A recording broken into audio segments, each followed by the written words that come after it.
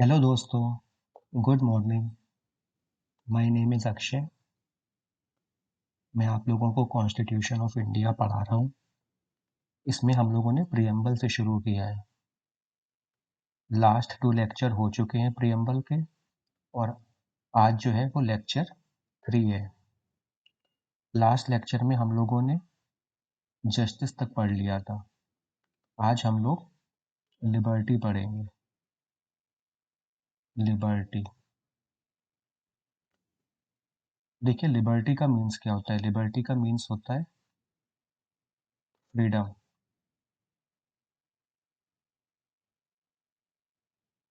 या फिर आप ये भी कह सकते हैं एब्सेंस ऑफ रेस्ट्रेंट्स।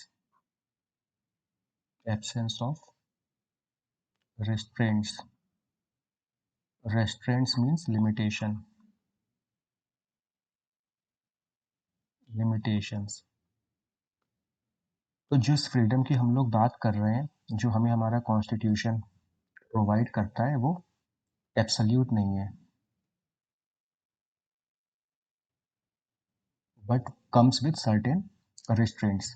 एब्सोल्यूट फ्रीडम नहीं है। हम ऐसा नहीं है कि हम अपनी एब्सोल्यूट फ्रीडम एंजॉय करने के लिए और किसी की फ्रीडम को एनक्रोच करें या उसकी फ्रीडम में इंटरफेयर करें। हमें अपनी फ्रीडम उस हिसाब से एक्सरसाइज करनी है कि हम अपनी पर्सनालिटी को फुली डेवलप कर पाए, अपनी फ्रीडम, अपने फंडामेंटल राइट्स को फुल एंजॉय कर पाए और किसी और के फंडामेंटल राइट्स को एनक्रोच ना करें। इससे हमारा हमारा जो सोशल फैब्रिक है वो भी पीस और हार्मनी में रहेगा।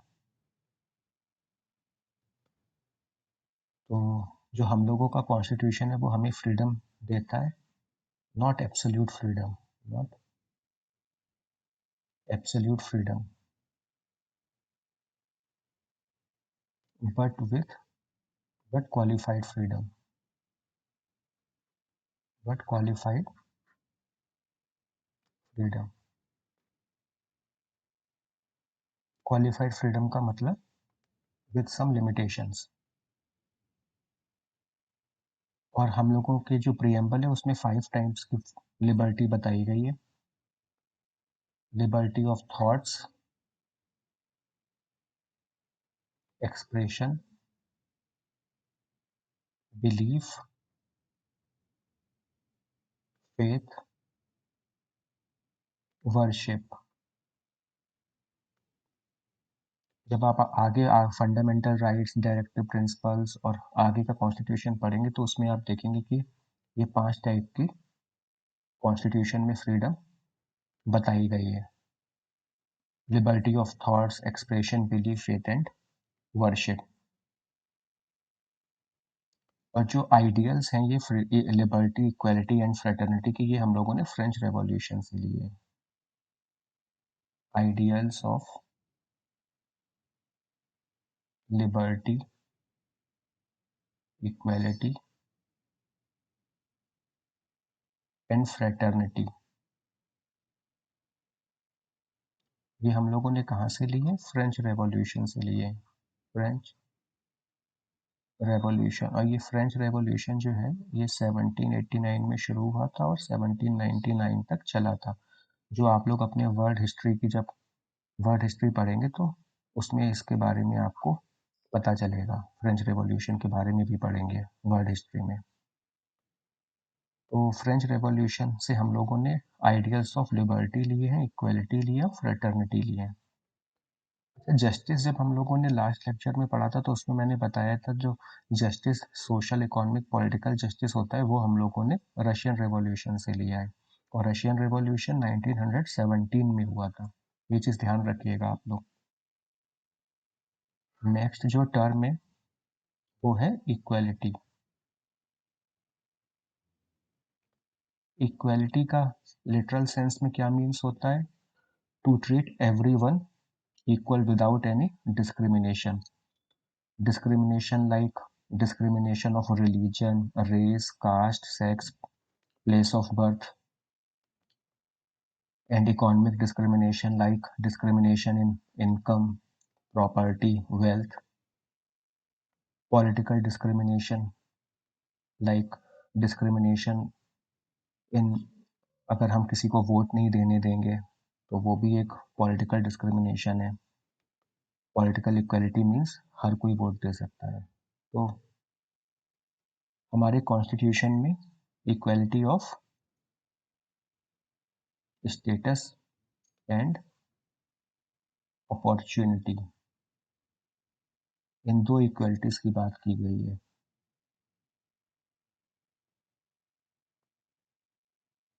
इक्वलिटी ऑफ स्टेटस आप फंडामेंटल राइट्स जब पढ़ेंगे तो उसमें आर्टिकल नंबर 14, 15, 16, 17 एंड 18 ये है हमारे फंडामेंटल राइट्स में राइट टू इक्वलिटी। आर्टिकल 14 कहता है equality before law, law and equal protection of law. Article 15 कहता है prohibition of discrimination on grounds of religion, race, caste, sex, place of birth.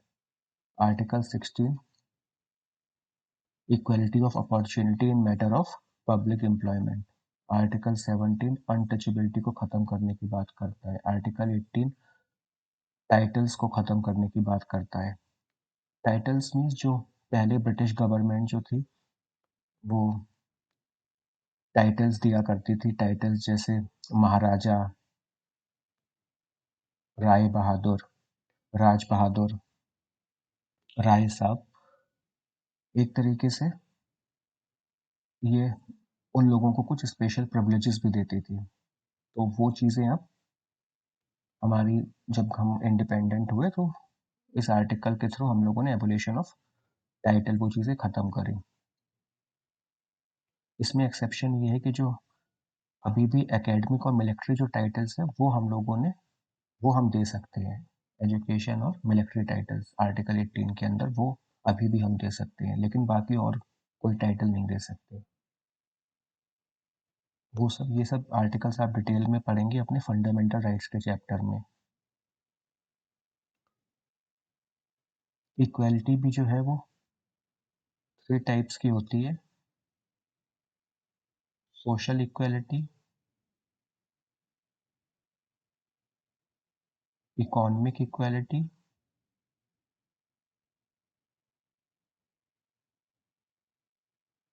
Political equality.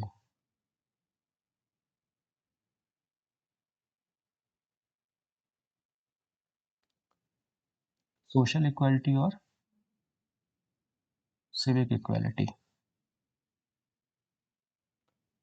तो social equality जैसे मैंने अभी आपको बताया कि इन आर्टिकल्स के थ्रू हम लोग अपना सोशल सोशल इनइक्वालिटी को ख़त्म करेंगे। जैसे हर कोई लॉ के सामने बराबर है, हम लोग religion, race, caste, sex, place of birth के आधार पर कोई डिस्क्रिमिनेशन नहीं करेंगे, हर एक को पब्लिक एम्प्लॉयमेंट में इक्वल अपॉर्चुनिटी देंगे, अनटचेबिलिटी ख़त्म करेंगे, टाइटल्स ख़त्म करेंगे। तो ये सोशल इक्वालिटी की बात इसमें की हुई है इन आर्टिकल्स में। ऐसे इकोनॉमिक इक्वालिटी जो है वो आप जब directive principles of state policy पढ़ेंगे तो उसमें इकोनॉमिक इक्वालिटी की बात की हुई है। इकोनॉमिक इक्वालिटी जैसे आर्टिकल 39 है तो वो कहता है कि man and women have equal rights to educate means of livelihood and equal pay for equal work.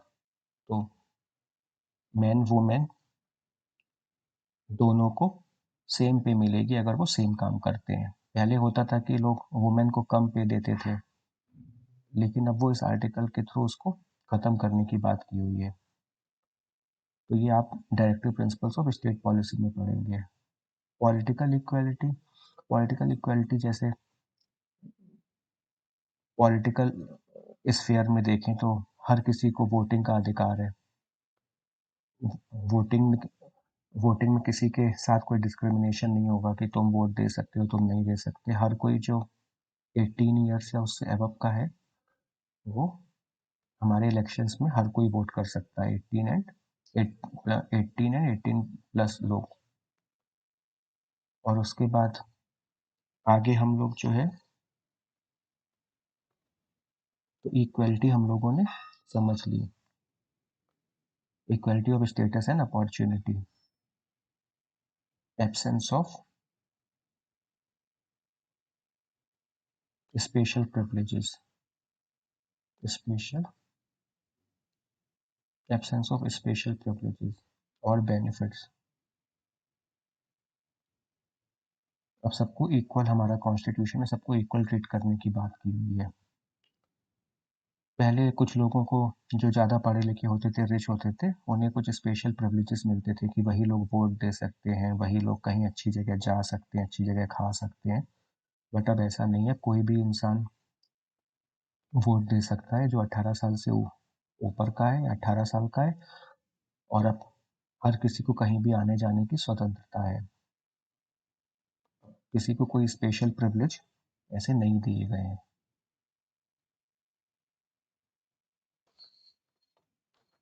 Next जो हम लोगों का टर्म है वो है fraternity.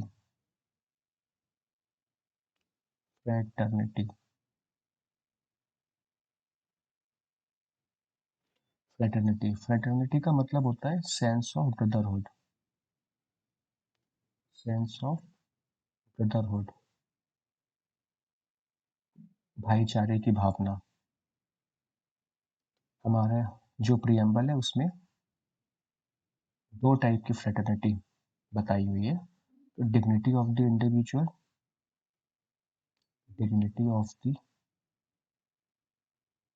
Individual and unity and integrity of the nation, unity and integrity of the nation. तो dignity of the individual, हम लोगों के जो फंडामेंटल राइट्स हैं उसमें इंडिविजुअल की डिग्निटी की बात की हुई है।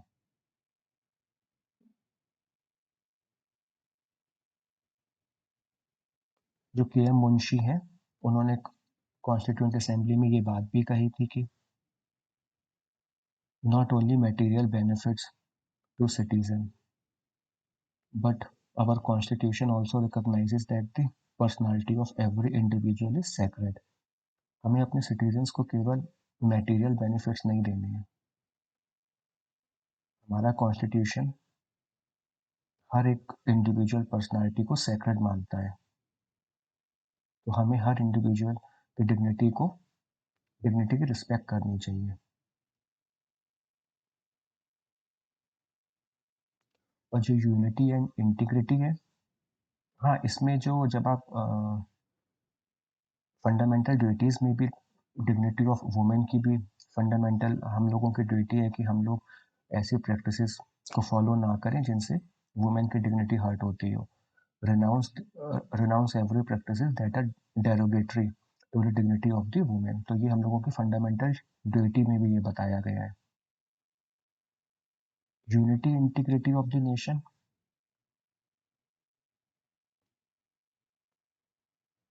तो हम लोगों का जो आर्टिकल नंबर 1 है वो इंडिया को यूनियन ऑफ स्टेट्स, वो इंडिया को यूनियन ऑफ स्टेट्स, इसमें स्टेट्स यूनियन का मतलब ये हुआ कि स्टेट्स को कोई राइट नहीं है कि वो इंडिया से अलग हो सके। जैसे अमेरिका फेडरेशन ऑफ स्टेट है, तो वहाँ पे अमेरिकन गवर्नमेंट और स्टेट गवर्नमेंट के बीच में एक एग्रीमेंट है। अगर वो चाहें तो एक साथ भी रह सकते हैं, चाहे तो वहाँ की स्टेट अलग भी हो सकती हैं। बट यूनिटी इंटीग्रिटी स्ट्रॉन्ग करने के लिए हमारा जो कॉन्स्टिट्यूशन मेकर है उन्होंने फेडरेशन की जगह union of state term include किया है।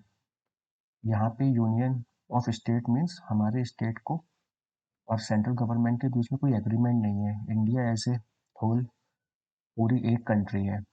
यहाँ पे स्टेट्स को ऐसा कोई भी हक नहीं है कि वो चाहे तो इंडिया से अलग हो सकती है, इसीलिए यूनियन ऑफ स्टेट्स।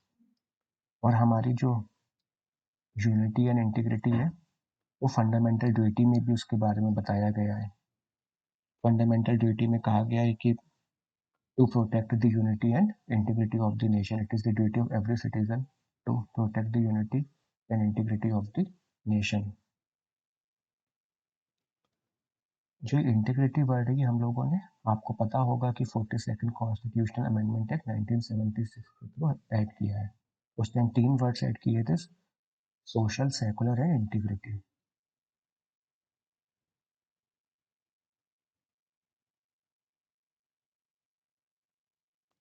तो ये हम लोगों ने फ्रेटर्निटी के बारे में बात की। इसमें एक चीज़ और समझ लेते हैं, हम लोगों के यहाँ सिंगल सिटीजनशिप है, सिंगल सिटीजनशिप। ये हमारे कॉन्स्टिट्यूशन मेकर ने सिंगल सिटीजनशिप को इसलिए अडॉप्ट किया था जिससे कि हम लोग एज एक इंडियन सिटीजन रहे, ना कि किसी स्टेट के भी सिटीजन,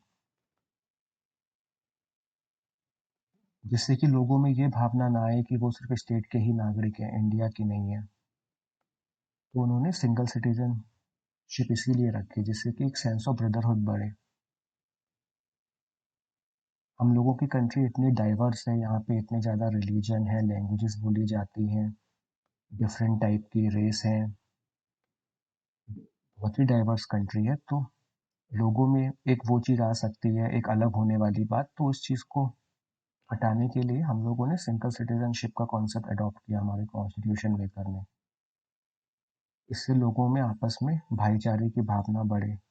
कोई भी सिटीजन किसी भी स्टेट कहीं भी रहता हो, वो इंडिया में कहीं भी जा सकता है। तो ये इस चीज़ को प्रमोट करती है, single citizenship.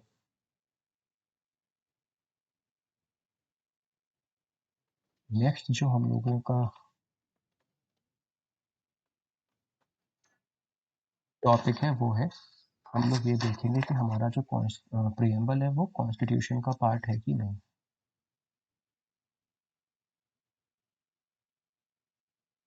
Is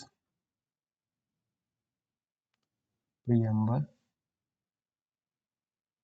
part of our constitution. Preamble हमारे कॉन्स्टिट्यूशन का पार्ट है कि नहीं। देखिए बेरूबेरी यूनियन का जो केस है, बेरू बेरूबेरी यूनियन, ये जो केस है ये 1960 में, बेरूबेरी यूनियन केस 1960 का है। इसमें जो है वो सुप्रीम कोर्ट ने कहा था कि preamble is a key to the minds of the constitution maker. आप प्रियम्बल को पढ़कर ये अंदाज़ा लगा सकते हैं कि हमारे कॉन्स्टिट्यूशन मेकर जो है, हमारे फाउंडिंग फादर्स हैं कॉन्स्टिट्यूशन के, वो किस टाइप का कॉन्स्टिट्यूशन चाहते थे। तो ये आप प्रियम्बल को पढ़ के जज कर सकते हैं, समझ सकते हैं। तो सुप्रीम कोर्ट ने ये भी कहा कि कोई भी अगर एम्बिगुअस टर्म है, जो डबल मीनिंग टर्म है, तो उस टर्म को भी हम समझने के लिए या इंटरप्रेट करने के लिए हम प्रियम्बल को बार बार पढ़ सकते हैं, बार बार देख सकते हैं। प्रियम्बल हमें उसमें भी हेल्प करता है। अगर कोई भी हमें इंटरप्रिटेशन में किसी चीज़ की दिक्कत हो रही है, कोई एम्बिगुअस टर्म है, डबल मीनिंग टर्म है, और उसके इंटरप्रिटेशन में हमें प्रॉब्लम हो रही है, तो हम प्रियम्बल को बार बार पढ़ते हैं और उसका सही मीनिंग इंटरप्रेट करने की कोशिश करते हैं। तो प्रियम्बल हमारा उस चीज़ में भी बहुत हेल्प करता है।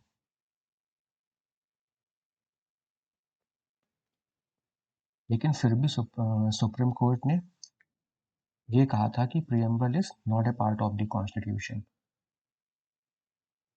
प्रियम्बल की इतनी एक्सट्रीम इम्पोर्टेंस को मानते हुए भी सुप्रीम कोर्ट ने इसमें प्रियम्बल को कॉन्स्टिट्यूशन का पार्ट नहीं माना था। बेरोबेरी यूनियन केस में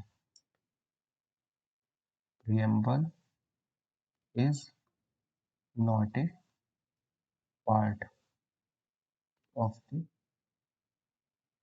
कॉन्स्टिट्यूशन।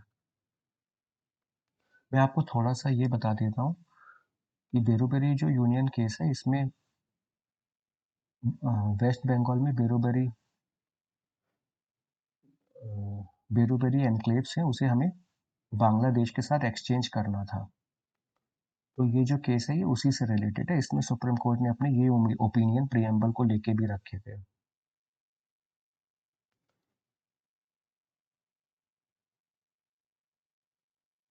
फिर नेक्स्ट जो है वो जब Keshav Nanda Bharti case,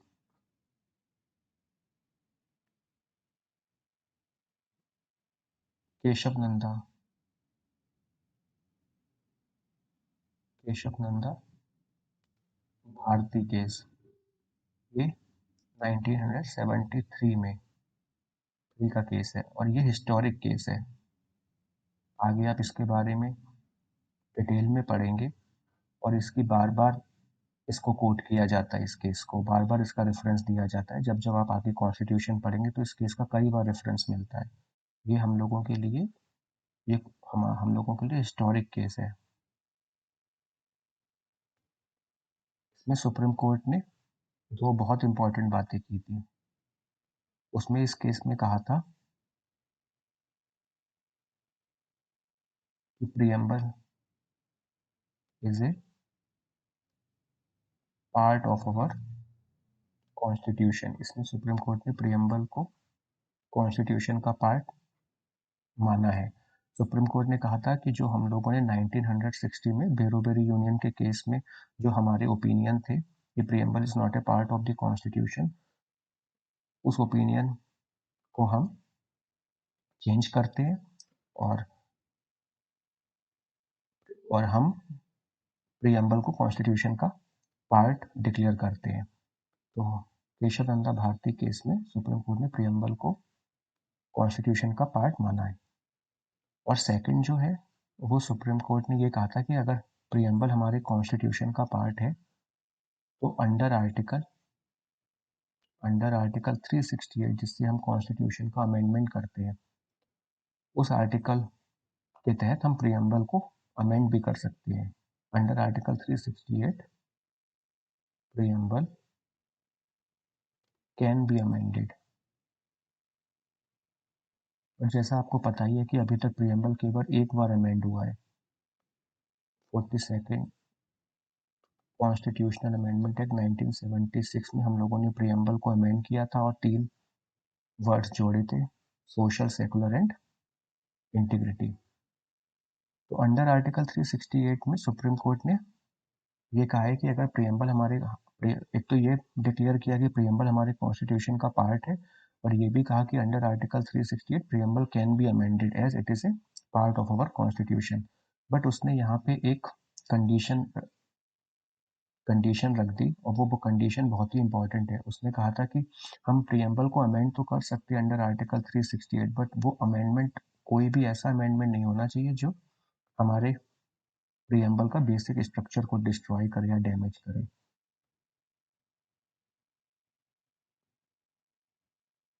but amendment can not destroy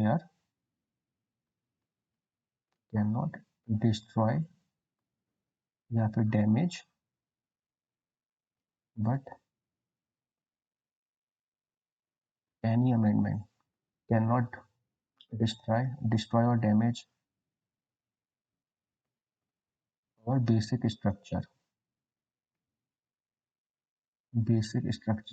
features, fundamental features of our constitution, of our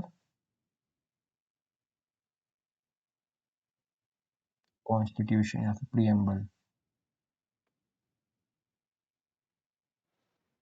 तो ये चीज़ है, सुप्रीम कोर्ट में इसने बेसिक स्ट्रक्चर की भी डॉक्ट्रिन दी। तो ये हम लोगों के लिए बहुत इंपॉर्टेंट टर्म है। तो अभी जो है प्रेजेंटली हम ये कह सकते हैं कि प्रियम्बल जो है वो हमारे कॉन्स्टिट्यूशन का पार्ट है।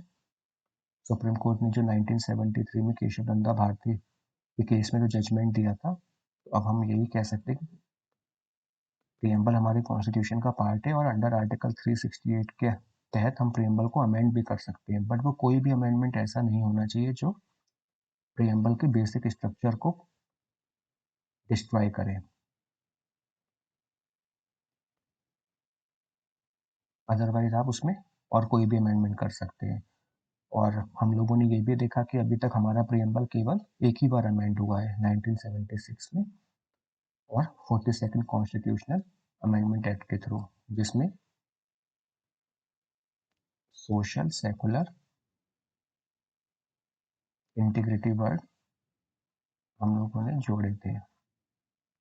Only once amended, only once amended so फार।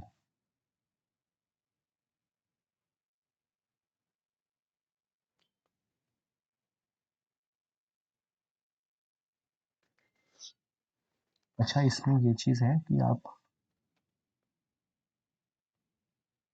दो चीज़ें नोट करने वाली हैं। नोट, तो पहला तो ये है कि preamble is neither a source of power to legislature nor a prohibition upon the power of legislature। preamble ना ही हमारे legislature की पावर का सोर्स है और ना ही वो legislature की पावर पर कोई restriction लगाता है। preamble is neither a source of power to legislature nor a prohibition upon the power of legislature। और दूसरा ये है कि preamble is non justiciable, its provisions are not enforceable in courts of law। तो पहला क्या है, neither source to the power of the legislature nor